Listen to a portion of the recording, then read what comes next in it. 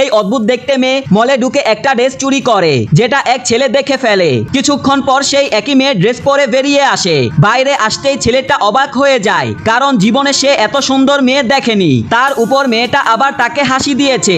সেই হাসিতে বেচারা এমন হারিয়ে যায় যে সিনেমা স্লো মোশনে চলে। কিন্তু হঠাৎ করেই মেয়েটা সেখান থেকে চলে যায়। অল্প দূর যেতেই মেয়েটার আরেকটা ড্রেস আর একজোড়া জুতা পছন্দ হয়, আর সে এগুলো পরে নেয়। তারপর সে আবার সেই ছেলেটার কাছে পৌঁছে যায়, যে নিজের জন্মদিনে রেস্টুরেন্টে বসে খাচ্ছিল। মেয়েটা মেনু কার্ড দেখে প্রচুর খাবার অর্ডার করে এবং তারপর পশুর মতো তাড়াতাড়ি খেতে শুরু করে। তাকে খেতে দেখে ছেলেটার মনে হয় এটা বুঝি 7 জন্মের ক্ষুধার্ত।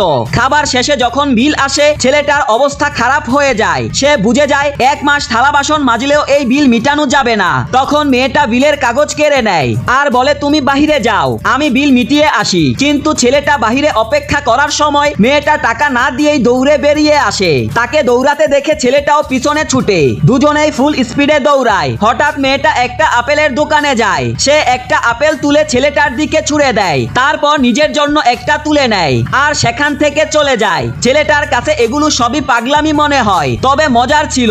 হয়তো এই কারণেই তার জীবনে একটু রঙিন ফিরে এসেছে। যেতে যেতে মেয়েটা বলে সে 126 বছর ভবিষ্যৎ থেকে এসেছে, তাই তাকে তার সময়ে ফিরে যেতে হবে।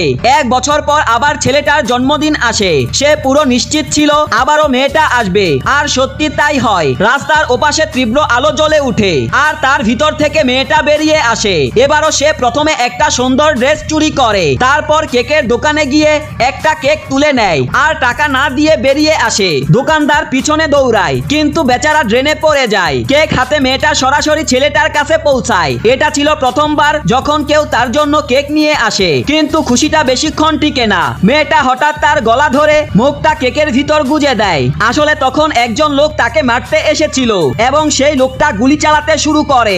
সময় মতো মেয়েটা তার দিকে ঝাঁপিয়ে পড়ে। প্রথমে তার বন্দুক সরিয়ে তাকে বিল্ডিং থেকে ফেলে দেয়। তখন আসল টুইস্ট জানা যায়, এই মেয়েটা মানুষ নয়, সে রবট, যাকে এই ছেলেটা বানিয়েছে।